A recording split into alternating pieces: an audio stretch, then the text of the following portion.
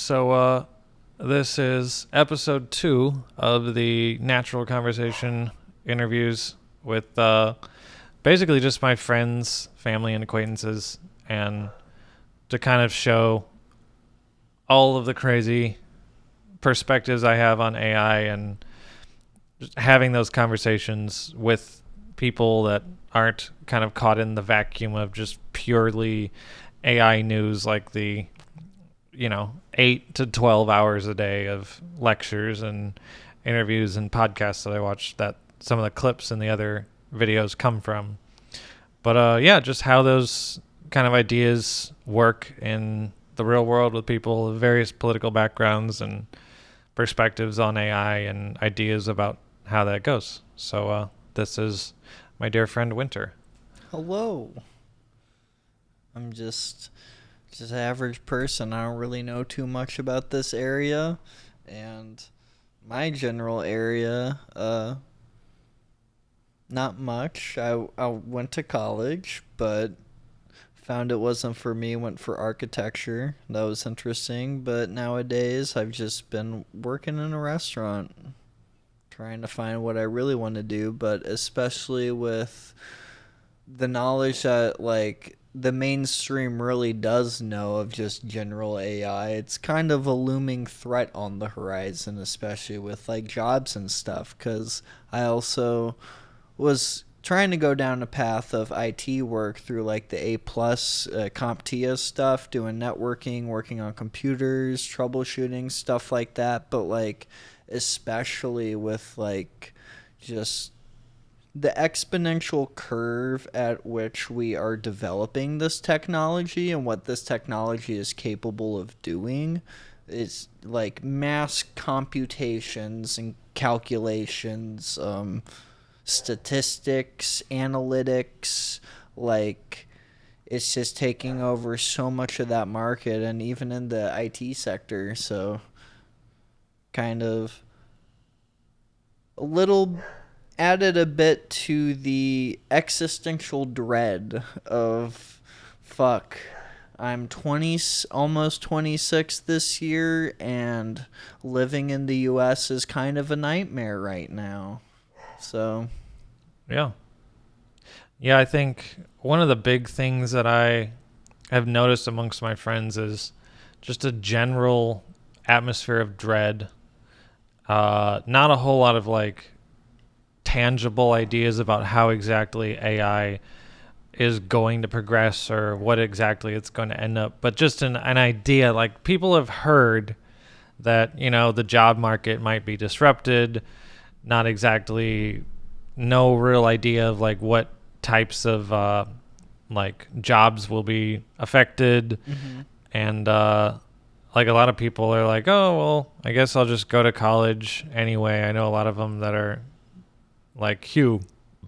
I'd love to interview Hugh at some point, but he's about to go to college for a law degree. And one of the crazy things that I've been telling him is ChatGPT has already passed the bar exam. That's one of the white collar jobs that are currently already disruptible with the current technology that's out right now. And that's not just even ChatGPT. Right. There's amongst the dozens, if not higher number of just AI technology, of not just coming, being a better form of a search engine or Google being able to pull from a database of knowledge, but just image AI or video AI, voice AI, able to just take audio clips and mimic people, deep faking technology. AI is capable of just almost anything that we have done, and the physical and digital almost. Yeah. The main limitation right now is actually mostly blue collar jobs that can't be done on a computer. Manufacturing. Any kind of job that requires physical labor and placing parts and digging or operating heavy machinery. It's not all been taken. There are specific companies that are working to develop excavators that work automatically, or I mean, bricklayers, or things like that. we've kind of already seen it with John Deere. Like, I have a weird YouTube algorithm. I just go down rabbit holes from people playing video games to like just technology talk or environmental talk. And like, I just got down this agriculture rabbit hole one day, and they were just talking about the automation in the agricultural industry and what like AI can like bring to that. And John Deere like is an IT company now. Like, Right. they're not a farm company. Like, they are so much more than that now because of what they're doing with AI. Right. Yeah, no, agriculture is extremely automated already. Yeah. And And, it's like, easy to do that. It wouldn't be that difficult to just take our existing automation and just, it's basically computers. So like, you just build the tractor different to house this computer that has this intelligence running on it. Yeah. And it's running off of like maybe satellites or scans of the land, or like landmarks, like pylons or something that like a lot of them LiDAR use- technology LiDAR. can sense and like get a idea of its surroundings in a 3D environment. Yeah. So some background, I do love VFX and stuff, so I Hell do yeah. have like quite knowledge of just shit like that. Like, I really like Corridor Digital, and they've done quite a bit of like It's a phenomenal YouTube channel. Indeed, but they've done a few projects using AI in different ways, like deep fakes or just like photo scanning stuff. Like, they've shown many artistic uses of it. Yeah. Yeah, I think one of the reasons why I chose trucking in 2020 is because I kind of foresaw the landscape that AI would be able to do the jobs that are like any job that can be done remotely very, very soon Yeah. is going to be taken over by multimodal models. Multimodal Like- being what you were talking about earlier with like It might capability to interpret images. It might seem far in the term of a few years, but just think about it as us as being adults, how fast years pass now. Right. Yeah. Like, that is a very, I want to say close, but like, I don't know. It's just right on the horizon. Like, Yeah, this about is what most industries and corporate are just kind of working towards, it seems like, with all of these different developments and advancements. It just seems like the natural course of action to just go down this route. Yeah. ChatGPT 4, OpenAI and Microsoft spent about $500 million for the inference to train the model. They have a model that they're working on right now, ChatGPT 5 or whatever it's going to be named, that is using about $10 billion for the inference for that model. And then 2 years from now, they're currently building something called Project Stargate that will start training an AI model that is using $100 billion worth of compute. So you can follow the orders of magnitude that they're increasing this, and you can very quickly start drawing comparisons between, like, this is what ChatGPT 3 was capable of. This is all of the various capabilities that it gained when we threw more compute at it and scaled it up to ChatGPT 4. Like, honestly, and see where that continues to. we're just, like you said, white collar jobs. We're looking at anything you can do sitting down at a cubicle, or like any work like that just can and will be automated, and just millions of jobs. Like, Yeah. not even just the corporate sector, down to just like employees at a Walmart or a Target, like having these resources, like say maybe HR or like other analytical things, automatically being done will eliminate so many jobs in like probably more ways than we can really foresee right now. Right. And once it gets to blue collar, like manufacturing and just stuff that so far we only know that we as people can do it before we train some sort of machine AI combo to be able to do it. Yeah, humanoid robots is kind of the branch of the difference. And for the longest time, people thought, well, humanoid robots are so difficult, it's hard to get them to like learn how to grasp things properly or whatever. I think we should have robots. I think we should have automation in certain areas because honestly, it'll give us more time to, I don't know, like be humans, enjoy this earth, maybe heal and change the planet for the better if we're having infrastructure done by AI for like necessary resources a community and a society needs. But I had a different thought train, but I derailed and I forgot where I was headed with that. But I think did have a kind of point. jumping off of that, the most important thing for us to realize is a lot of the work that we're doing right now, whatever we're doing, if we have better technology, there's no reason for us to keep doing work that we have technology that can do. Yeah, I remembered my point. We should have robots being able to help. They should not look like humans at all. I feel like they should aesthetically be designed just around the purpose that they serve. Like, if we have something that is bipedal, it can lift objects, cool. I feel like designing things around us as a human species just makes it fall into this just uncanny liminal valley. Yeah. Like, because I feel like if it was just like designed, like, I don't know, have you seen those machinery arm robots that are like 6 jointed and can like move in omnidirectional?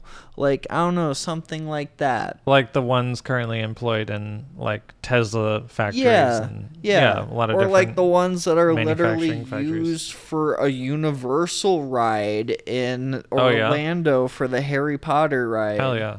Like, that kind of technology. Like, I'm just using that as an example. Yeah. But just, like, I don't know. I feel like once we, like, the merging of technology with people is something that, I don't know, I'm just not a fan of. Like, It's either very technology looking like people or, like, people, like, doing Neuralink or just like implanting technology, stuff like that. I mean, if you're someone that's something that interests you, cool. I feel like there's areas of humankind and society that can be benefited by this technology, but I feel like there's an overwhelming sense of like, this is just where all of humanity is headed, of we're all gonna get this shit. Right. Eventually. Right. Like, the term that one of my favorite, I don't know about favorite, but definitely one of the more prominent AI YouTube channels out there, this guy named David Shapiro. He's actually an IT automation specialist that is very open about his autism and is just autism awareness. Yeah, he's a good dude. But I don't know what book specifically he based this off of, but he refers to it as fully automated luxury communism. Because if you're really honest, that's what UBI technically is. If we have AI that can do all of our manufacturing for us and do, build quality products that we want, that is, stuff that only rich people really have access to right now, that we could potentially get for free as long as it's not, creating Wall-E level trash pyramids to the yeah, sky. like, I am all for AI in the sense that we use it responsibly, respectfully, and wisely. And when I say respectfully, I mean for our planet, because Yeah. I don't think I need to mention the fact or just the state of the matter that this globe is currently in, the amount of pollution and trash and just inhumane ways we are planting forests for wood harvesting, down to destroying biodiversity, mining, just scarring the land, fucking bomb testing. Yeah. Like, there's ways we can sustain our society and the planet while benefiting the other species that live here amongst the plants and animals. That Because really at the end of the day, without those and without this ecosystem working in harmony, because we are not above it, we are part of it. And Yeah. we have heavily been disturbing the balance and the ecosystem since even before colonization. Like, that just, like, exploded it. Yeah. If I had to choose an ideal future that would be, basically a utopia or the closest thing to a utopia. Yeah. Solar Solarpunk punk. is as the art style and Like, the everyone's idea like, oh my behind. God, cyberpunk. No, fucking look up solarpunk and, like, not just the aesthetics and shit, but, like, what it actually stands for. And Cyberpunk how is a cautionary tale. Yes, and solarpunk is more of like a plausible future. Right. Of we can live in harmony with the planet and technology. Right. Yeah, I think living in and amongst nature, letting people not, just exist in endless gray concrete cities. That We don't need brutalist suburbia architecture. hellscapes. Yes. Yeah. We don't need to design a panopticon that's Like, worse than it currently is. I think the ideas of tiny homes or just like mobile homes of like living in your house that you can drive anywhere.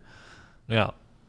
I think there's a meme that talks about like what elites kind of, or like Davos, or like some of these, like the WEF, the World Economic Forum kind of push is like the whole get in the pod, eat the bug kind of idea. I don't know if you've seen memes about this. No, but I mean, I kind of get a sense. Yeah, like the idea that some of the most renewable food sources that we could have are potentially even like bugs and protein from bugs and whatever. And I mean, so many cultures still practice that. well, yeah, for sure. It is. I think it's a valid question to raise, is like if we existed in an ideal circumstance that we're not destroying the environment and polluting, or just actually rehabilitating the earth and providing for refurbishing more it. population instead of having to depopulate. I think there are potentially changes to lifestyle, changes to culture and the things that we've become accustomed to that might be better to do instead of just Yeah. staying as wasteful and as consumer based as we are mean, currently. I do support depopulation in a sense of I feel like 8.5 billion people on this planet is just a little too much for how many resources we are consuming at a wild rate, and just the overall consequences of that to the planet. Like, I feel like we can rehabilitate and re-nurture the planet once again, but I also feel like a step in that is just like, I don't think we should kill anyone, but I think people should more sex education and more just parental family education before people get into relationships and marriage, so people can decide if they are in a place to, one, raise a kid, and two, if they really want a kid. Because especially in America, since like the baby boomer days, we have been romanticizing marriage and owning a home and having a family, of just this sense of we need to do this in our 20s or 30s, or we're not being an upstanding citizen, or yeah, whatever you want to say. But I feel like, yes, we should have kids, but I also feel like we should be more educated about like what it is to be a parent and raising a family, and like properly raising a kid, because not many kids really have a safe environment that they can grow up in. Right. And I think you feel really like brutalism architecture and suburbia hell kind of correlates into that, because like, man, I remember my parents always being like, go outside and play, and like sometimes I wish I did more of that, because nowadays, like with the access of video games, TV, computers, internet, phones, tablets, like kids and just growing adults and people are so much less connected to the planet than we once were. Yeah, for sure. Yeah. Not even to mention the spirit realm, but that's an entirely different can of worms. I think you really did hit on the head there, where if we truly want to be connected to each other and connected to nature, the way to do that is not just being unaware of some of these things. Even statistically, I think throughout history, but I definitely know in recent history, the more educated people are, the less likely they are to have a ton of kids just at a very young age. Yeah. That is definitely a thing. And I think one of the get wonderful... to understand the nuances of like the finances it takes, the work it takes, the amount of just emotion and vulnerability. There's so many things that like a lot of people joke, oh, there's no real guide on parenting. Well, maybe us as adults should like sit down, think, and craft one. Right. I think AI potentially has the ability to help us educate more people. I think yes, we have a shortage of teachers and a shortage of good teachers as well. There's and honestly, not anywhere near there are a lot of good teachers, but like, not to shit on Gen Alpha because I feel like they were dealt a bad card, but if you've seen some of these just like TikToks or videos or like camp counselors or teachers just talking about trying to just teach this generation because of their unwavering access of internet, the amount, I don't want to say damage, but like I would say damage. Like, it's done a lot. It's done numbers on these kids' brains. And COVID wasn't great either for them. Man, yeah. Yeah. No. I can't imagine what it was like to be a student during that, but I also was on the other shit end of the stick of being an essential worker at Target during COVID. Yeah, I was in an ambulance constantly with people. Those were rough days. Yeah. I was surprised that I didn't get COVID from people in my ambulance, but it was my brother who gave it to me. I never got it from Target, I don't think. I mean, I might have once, because I was working at Target when I contracted COVID once. I don't know if it was correlated, but it was kind of like at the end of 21 or beginning of 22, kind of like after the first and second wave have subsided. Omega or something. But yeah, Delta I think variant. One of the great things about potentials with AI is that we have the ability to essentially gamify education. we should probably What do you be. mean by gamify? So, a good friend of Vivi's, his name is Luke. He is currently getting his PhD in interactive education. Okay. It is a very new field that is a very underappreciated technique to use the technology that we have instead of to distract and to basically destroy kids' IQ and intelligence and ability to learn, to use it to the advantage of their learning. Yes. And find ways to put basically reward incentives and good graphics and things like that towards teaching kids things. Because, like, I don't know if you've ever seen a kid just, or been the kid that just plopped in front of a video game and, like, figured it out like that. And learning things about the world and can come back to their parents and give them 8 different facts of the lore of the game or whatever. Yes. Yeah. I was so grateful to be a Nintendo kid. I had the Game Boy, then the Game Boy Advance and SP, GameCube, Wii. Like, honestly, just being in game environments, like with a user interface or a world or a mechanic or a lore, like you're engaging your brain in this activity to learn things about this and like, oh, these are the inputs. How do I fine tune this to like be the best that I can at this game or shit like that?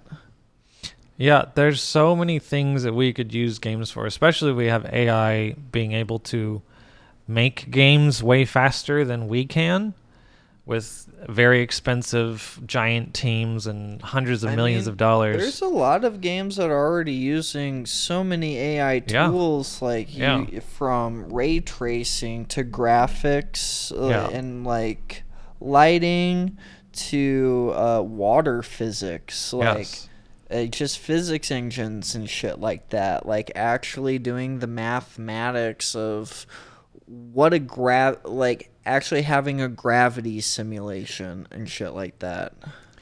It's very hacky and uncanny now, but I think AI has the potential as it gets better to democratize art to not just people. I think art to some degree is slightly classist in that it's only people who aren't working jobs, struggling to pay rent, who have the time to practice art and get good at it, or time or mental energy. It's oftentimes the people that grew up in well-to-do suburban or upper middle class families that have the time to just, they have their parents supporting them. They don't have to go out and work. They don't have toxic family situations they have to get away from and pay for a shitty apartment. So I think in a lot of ways, and I just know for myself, like I've wanted to be a filmmaker since I was a very young kid, like 10 years old. I was learning Blender, I was learning VFX, and learning how to work cameras and stuff, and making films with random people on the internet. Mm-hmm. But I've always wanted to, and as an adult, I didn't like the very exploitative type of business with music videos and commercials and stuff, and specifically with music videos, which is much more interesting to me than commercials. Just taking people whose music clearly wasn't up to snuff and taking their money that they didn't really have in their real life. These are normal people trying to basically flex to their friends and hope to get popular, and taking their several $100s, making them a shitty music video and spitting it out. And I just didn't like doing that. I didn't feel like it was honest. And I also just wanted to work with quality artists. I wanted to work with things that I was proud of and not just do it as a business. People who are incentivized by the passion of doing the craft and not by the dollar sign behind the craft. Yeah. But I just didn't think that I could make it as a music video filmmaker for a while.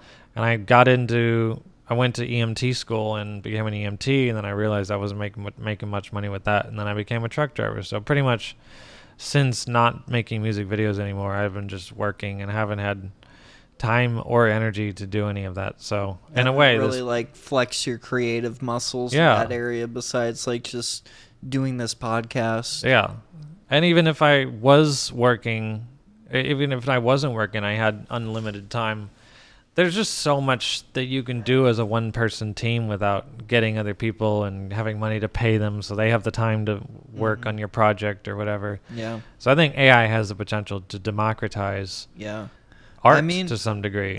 we've already seen it, especially with like Midjourney and some of these other things. Like, yes, the copyright stuff and all of that, but there are ways to use AI tools in a ethical way. Like, Corridor Digital did a good example. They have this series of anime rock paper scissors, and Yeah. their first one they use an open source AI, so they were using just images of other people's artwork, so they did address that. So in the second rendition, they trained their own AI and they hired an artist to make a like 50 to 100 different stills of just like either different people, different costumes, just even down to objects like flowers or candles, just to like use these images to train the AI on not what the images are, but more so the artistic style of it, like the Right. line weight, the color depth and values, like that kind of stuff. And like there's ways to like you really use that for video, and like they showed that off where they just rotoscope themselves on the green screen, which we have AI tools for rotoscoping now that are really good. Like and tracking. Like that used to be a thing of you would set up towers of different cameras to be able, or like put like a suit on with mocap to like actually capture that. But now Right. you don't need any of that, and you can just stand there in front of the camera and do that. And if you have an AI trained on your artwork and you have yourself as essentially a puppet at that point, you can portray any character that you so draw and put into this AI and create a prompt.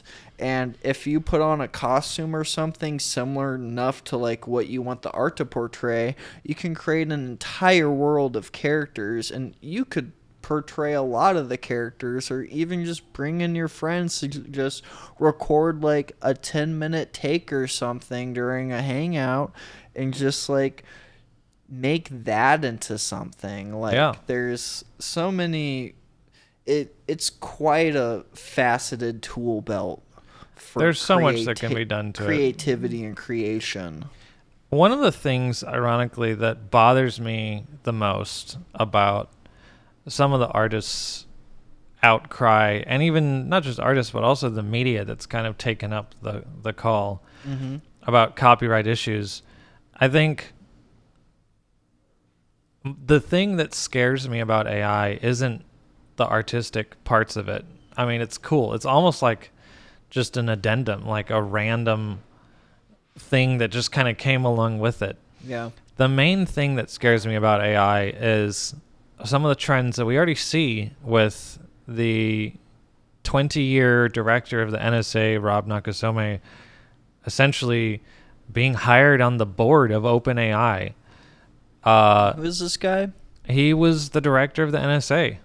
Oh shit! You literally said that. Sorry. Yeah. Brain farted and disassociated. Yeah, he was the Ooh. director during the Patriot Act being filed and some of the essentially infringements against privacy of Yes. Americans that happened that Edward Snowden whistleblowed. Yes, so we have the manufacturing side, the creative side, and then we have the military-industrial complex side.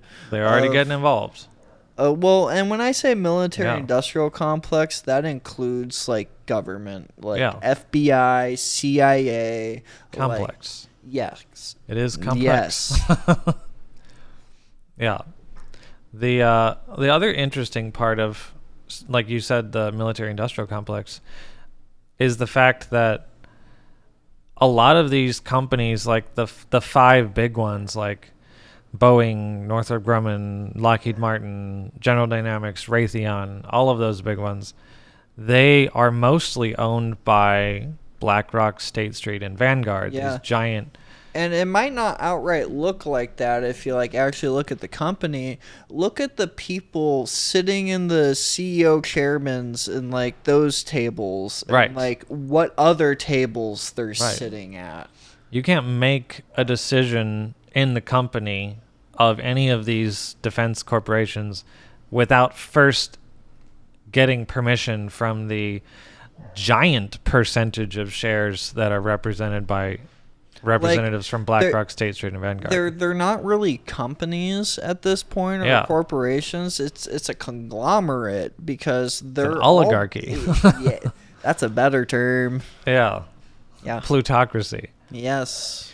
But yeah, those corporations, those giant financial corporations that own the stock in these companies, also own a lot of the stock in Microsoft and Amazon and Like Facebook. their fingers are in everything. Yeah. So like when we talk about who does the CIA work for, who does the intelligence agencies, who does our government work for, it's the corporations, it's the banks. I was going to say the easiest answer is not in the people's interests. Like Right. Right. I mean, if anything, our government, our entire country is just an investment to bankers. That's all it is. Yeah. They are putting funds and putting money, which I tend to break down money into a very spiritual concept.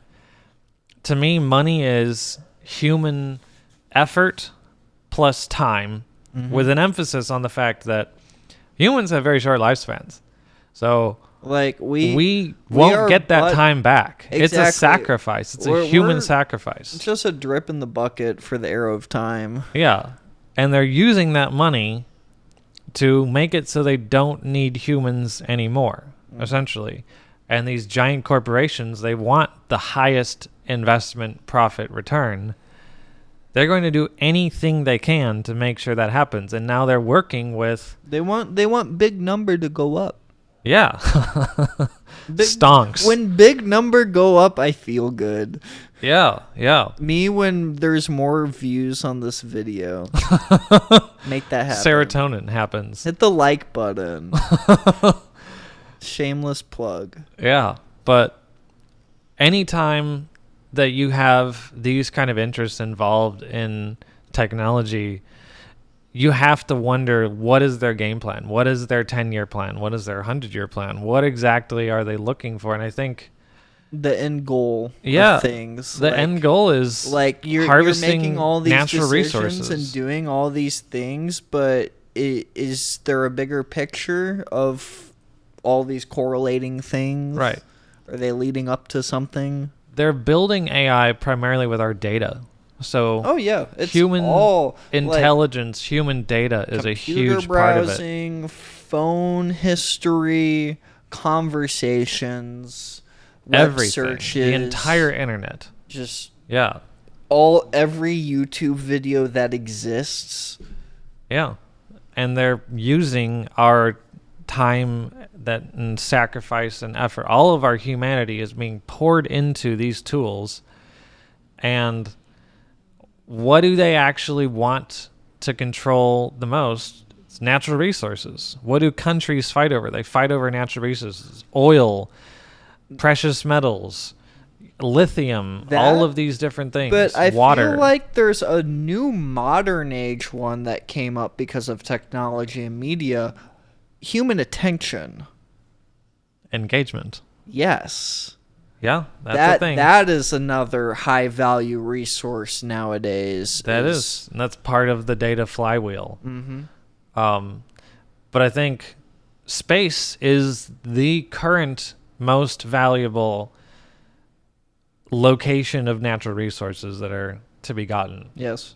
And I mean, I feel we're currently like in a space war with China to allow our country, and by our country I mean our banks, to be able to harvest more asteroids and metals and use the moon as a jumping off point to access the rest Honestly, of the solar system. I feel like if we're going to keep manufacturing and developing and just keep creating machines and just this modern society that we have, I feel like the wisest thing we can do for this planet is to mine on asteroids, because Right. with everything that we've already created from Earth's resources, like, how much more can we take? How much more damage can we do? Like, if you really look into the environment climate of A lot of our just- mines are polluting our water tables. That's very toxic for even Yes. human life. Yes. Yeah.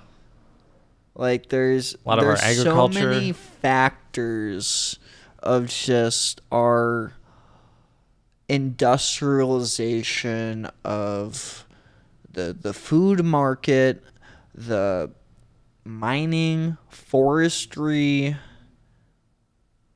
just all of it. Marine life, Right. the amount of plastic and single-use items. Right. Like, we have things like Walmart when we could have places. Like, I remember seeing this one video or post. Don't know what it was, don't know where to find it again, but it was basically this store, like, at like maybe Trader Joe's or somewhere like that, or Whole Foods will have that nut aisle where they got the dispensers and stuff, Yeah. and you got plastic The bags. bulk aisle. Yeah, the bulk aisle. Think of that with like any spice or food you need, but you come with your own glass jars. The general store, they just had wooden Yeah. barrels. Exactly. Yeah. You just take scoops of that, and like. There's there's so many ways we could redesign society that are. Yes, like, we have the tools, and like, we have the history of past society and methods that have worked. Yeah. And yeah. like, there are also ways to incorporate technology and more manufacturing production into it to make it more efficient, but we can also do it in a more sustainable way. Either harness different energies. Like, I feel like solar is good, but like wind turbines, like, not even down to just powering stuff. Like, our whole electrical grid needs to be reworked, but like things like AC. Look at like Arab countries that have these wind towers in these hot ass deserts, yet all of these buildings are staying cool because of the way they've engineered this tower to have wind tunnels to capture the wind gusts at various height and actually just keep the climate of the building cool. Like, yeah. Arab without countries using, have like, been power and electricity and fossil fuels to just get that one comfort.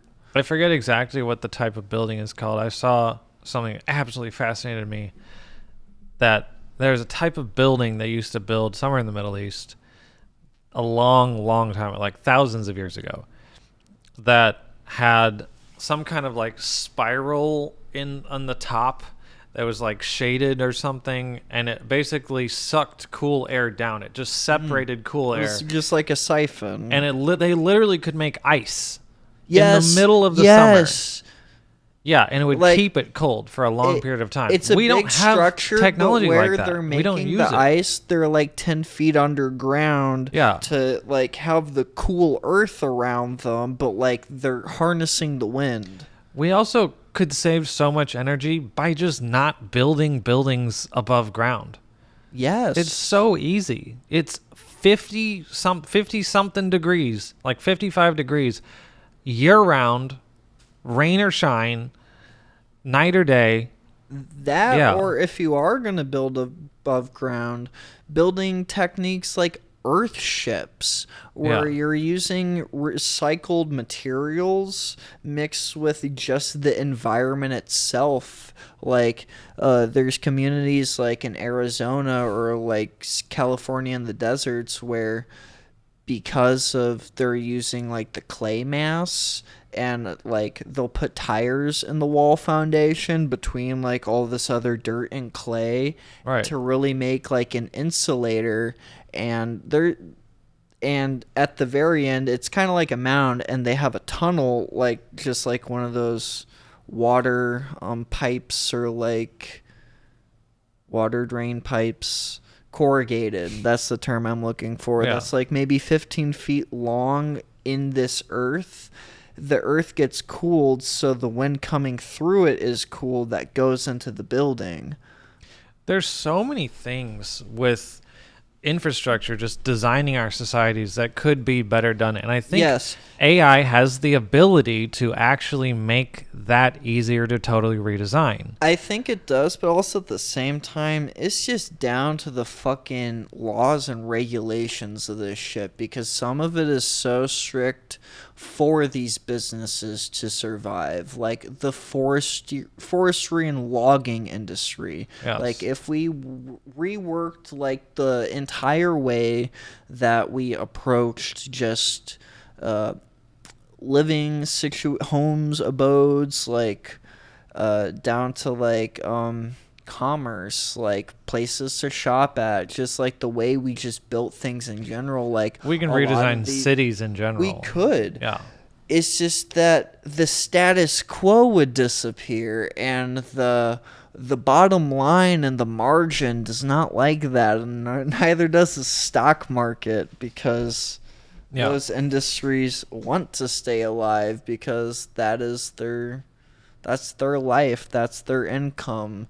Their grandfather was doing this 100 years before them, because this has just been the status quo.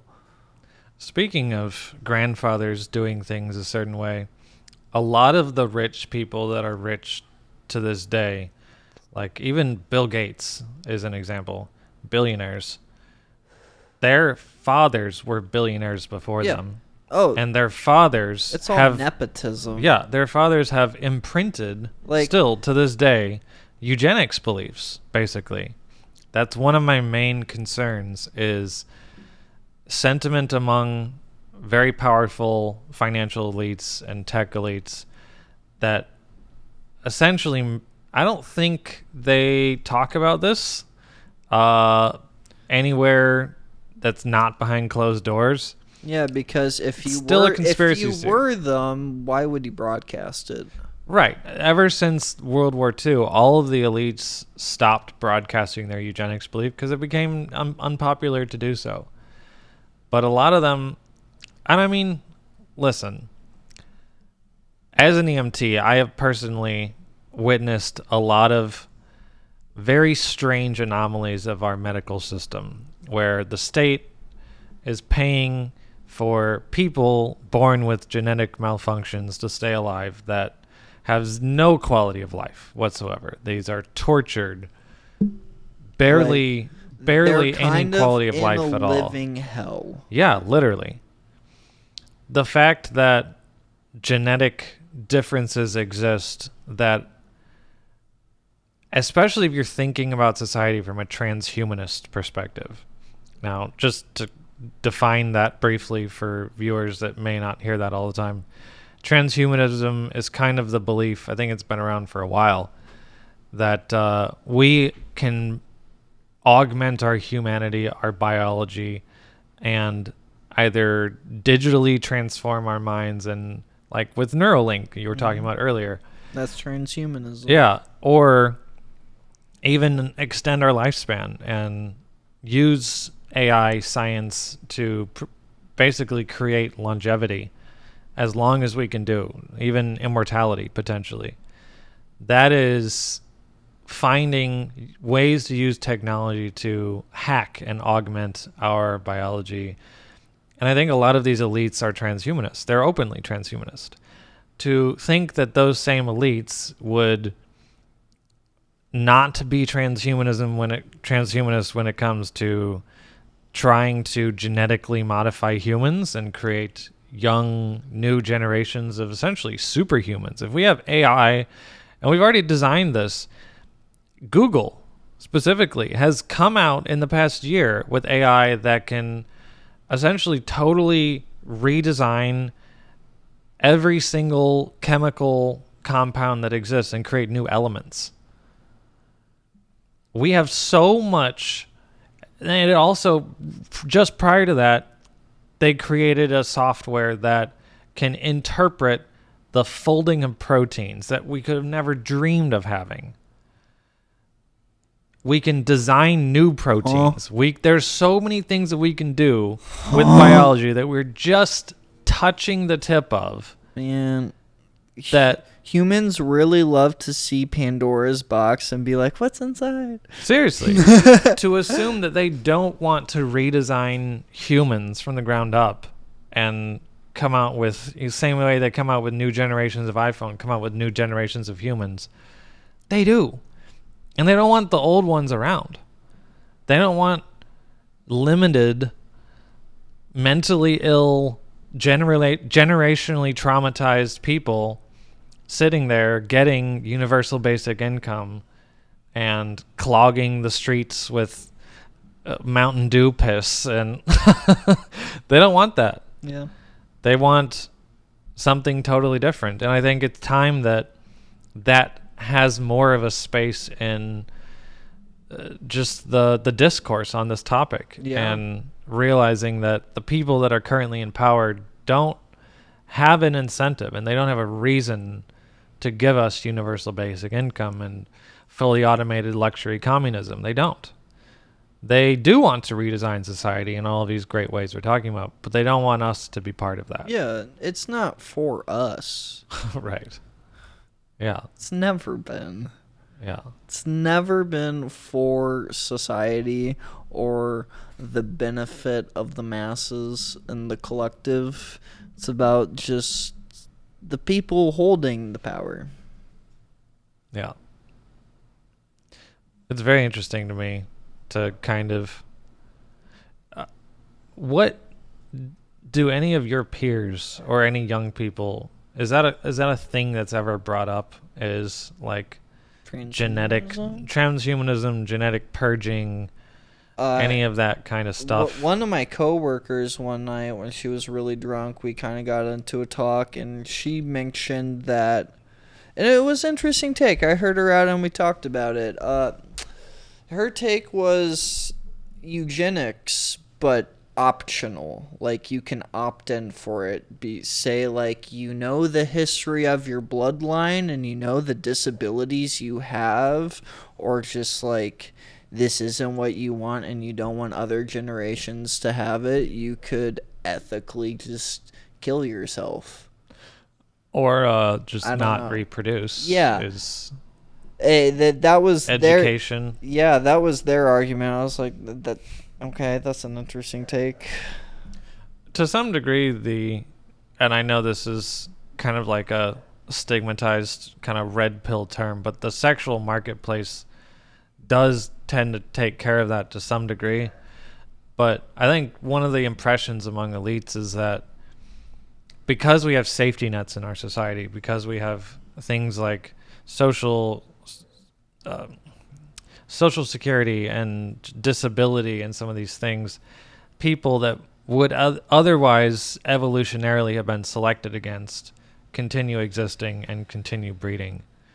And that is one of their most odious things about society the way it is, that I'm sure if they had the opportunity they would change. I can't say I agree with that. I don't think killing people is the answer. No. But I mean, I think we can get to that outcome in an ethical manner. Like, if people do realize or are aware of just their own physical autonomy and what they have, like, say, some people that are very much disabled and basically, like, so many people are taking care of them to just, like, let them experience just, like, a minimal amount of what people experience. I don't know, like, kind of like, say you got the death penalty, like, you want to just, like, have the syringe needle that just quietly puts you out. Like, I don't know. I mean, they have that in some countries in Europe, and It's a very interesting and very I controversial. feel like it's very situational, and Right. it only goes for very certain circumstances, and it's Yeah. I think even Canada has that. And I don't know if Twitter is correct, but I have heard people on Twitter saying that Canadian doctors try and push euthanasia on certain patients, which, if that was the case, would be a little fucked. yeah. More than a little, but yeah, I think Never it should be pressured or pushed, Right. but like I don't know if it's a decision. I don't know. yeah. I also think duels is part of a human right. If two humans want to kill each other, they should be allowed to do that. The same as I think if a human wants to die, there's no reason that we as a government should be sticking our fingers in someone's personal choice like that. I think one of the reasons why I think I'm not mad that Are you saying bring back old Western gunfights? Yeah, absolutely. Gunslinging duels. It was legal in America for the longest time. It was only due to a presidential scandal that it became illegal. When they say make America great again, they mean bring back gun duels. Yeah. Or any kind of We duels. haven't been great since we lost them. Yeah, Trump needs to get based and red pilled. But yeah, no. I think because we don't have health care and mental health care that is even remotely sufficient, I do kind of agree with the fact that even just mental education Yes. of just like different neurotypes and just what you need as a person, right. what foods are good and healthy for your brain, and Yes. actually like Yes. home ec on steroids, how to take care of yourself 101. That is one of my major AI could do that. pet peeves with younger people. The amount of my friends I've had to sit down multiple times and go, you're not sleeping enough. You're burning the candle at both ends, and then you have wild impulsivity, emotional instability, and all these things that I know even in myself. Like towards the end of the day, if I've been up for 14 and 16 hours,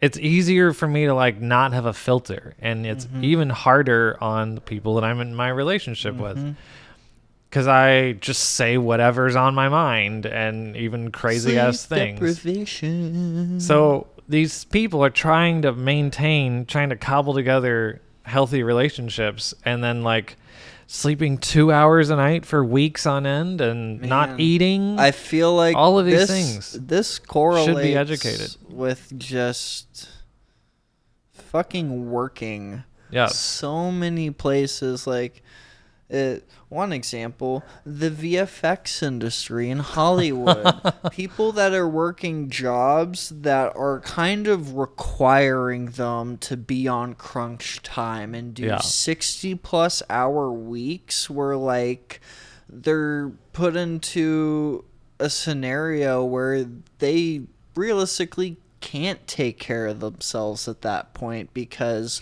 if all of your energy every day is going into doing work, where's the time for actually getting the amount of sleep you need to be able to function the following day and have the required energy you need to do these tasks? That was my And, dream like, as a not kid. just- like, I wanted to be a video game environment artist. Yeah.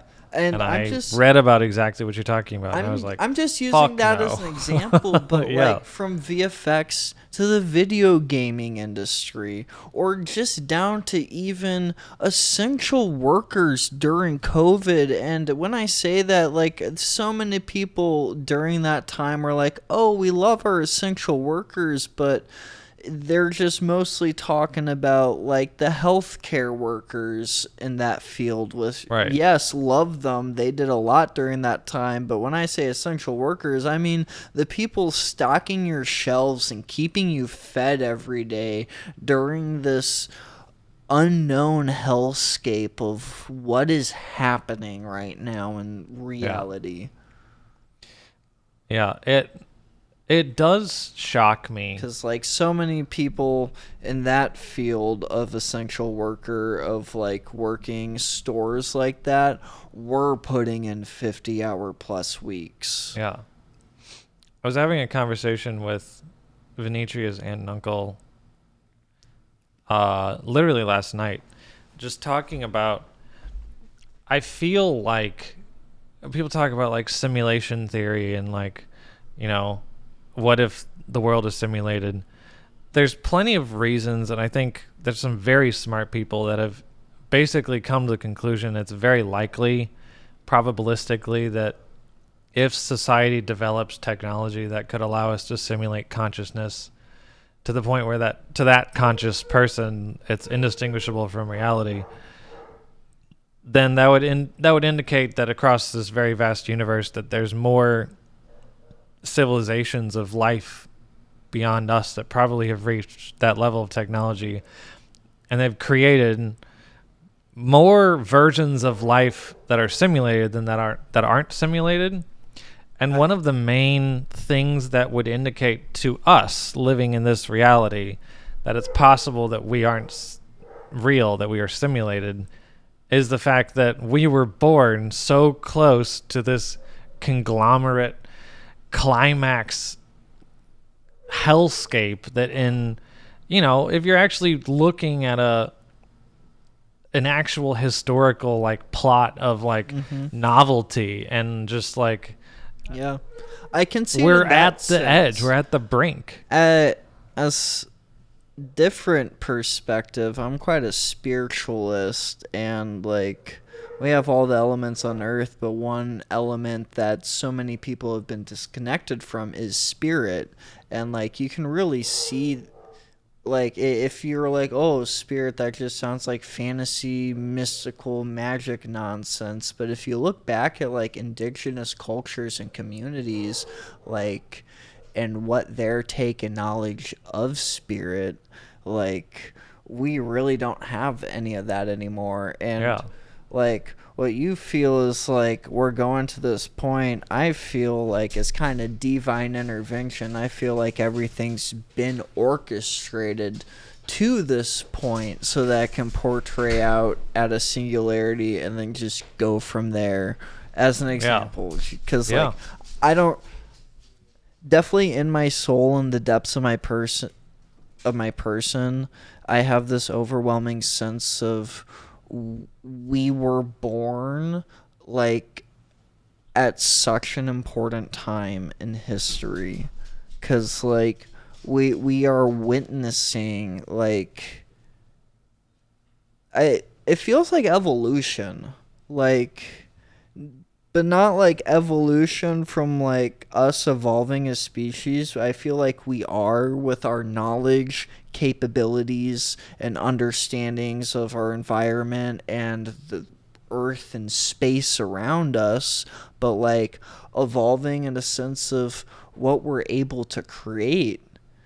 AI, robotics, like we're evolving in the sense of we're kind of creating like another organism or something. Like like the talk about maybe creating another consciousness at this point. Like, and like with that being said, like I definitely think there's other civilizations in the universe with the amount of planets there are. And with that being said, there's probably like a lot that are underdeveloped, primitive, but then there's probably a lot that are so far advanced that we probably can't even comprehend, because it's just like, if we look at exponential scale, they're just far beyond up on it. Like, who knows? But like living in if we are in a simulation or just reality in general, I think we can agree that it is centered on dualism. Like, everything has its opposite, its other. Like, if there are civilization or organisms out there, even just bacteria in a water, if there's bacteria in a water on one planet, that means there's probably advanced peoples similar to us in a sense of just being consciously aware. I would love to kind of end on that note, actually. I think Oh yeah.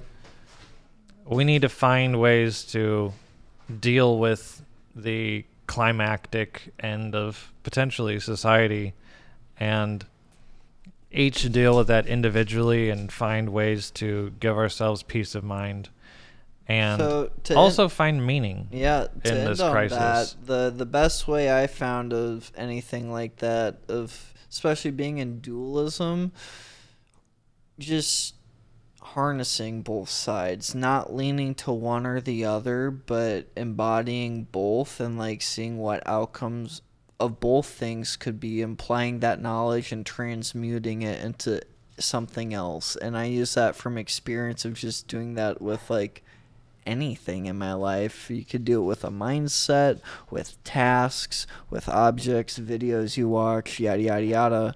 But like it could be done with AI. Like we know the bad that we are capable of doing with militarizing it and using it with awful intention, but then we also have what good can we create out of it? Yeah. How can we use it to benefit all of society, like fairly, but also be in one with nature and recommuning with spirit at the same time, Yeah. which Well, can definitely be done. Winter, it's been lovely to have you, and It has. hopefully we won't lose this episode like we've lost. I sure hope not. Third time's a charm. Oh, this is But we'd 2 love to have you back as sessions well. Lost to the ether. It's yeah. been real, y'all. Thanks Yep. for watching. Peace.